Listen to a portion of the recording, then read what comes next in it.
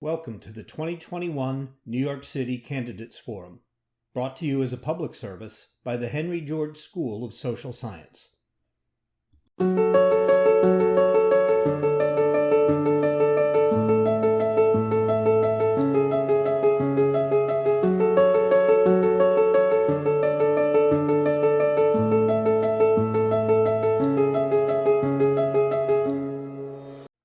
The shortage of housing and high rental costs are issues that many New Yorkers, especially millennials, are struggling with. How do you plan to address this problem? A great question, and absolutely many New Yorkers are struggling with it. I hear from so many residents in my district with many different housing situations, but amongst them all, the high rent and the unaffordability is a serious problem. So I think we have to take a three-pronged approach to it. One of which is protecting current tenants, especially those in rent-regulated apartments who've come to rely on that rent, especially those who are on a fixed income, like our seniors. So we have to do that. We have to support with subsidies those who really can't afford the rent, even at a subsidized level. So housing vouchers, increasing the voucher level, getting people, especially people experiencing homelessness, directly into housing that's set aside for them. And then at a more fundamental citywide level, we need to build more housing. We just don't have enough, and more of it needs to be affordable. So I was actually just today hearing from Seattle and what they did with their comprehensive planning and just rezoning the entire city for mandatory inclusional affordability. And I believe that something like that, we need to take that approach. Blighted and vacant parcels dot New York City, especially in the outer boroughs. What strategies do you support to put them back into productive use for both families and commerce?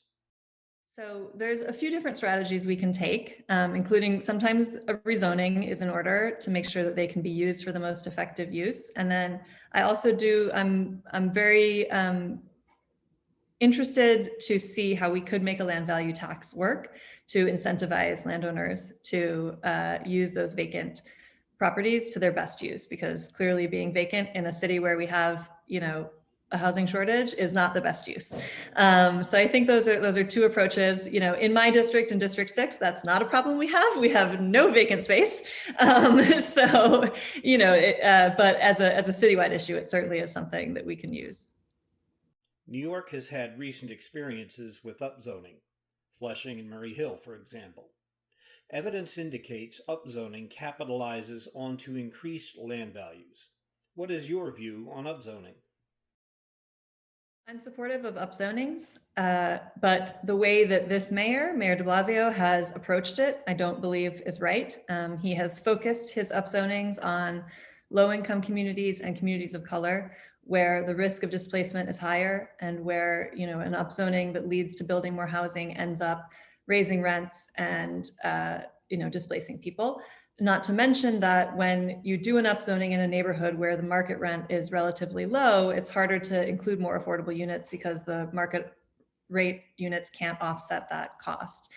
So I'm supportive of upzonings in higher income neighborhoods. I've actually put out a proposal for an upzoning in my district, and I support, for example, the Soho rezoning as well. With large development and infrastructure projects such as Hudson Yards and the 2nd Avenue subway extension, would you consider supporting land value capture strategies to return that land value uplift to its creators, the taxpayers? Absolutely.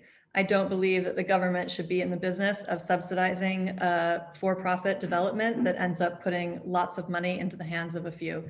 So especially Hudson Yards is a great example where the tax incentives were really extreme for a project that didn't serve a lot of social good.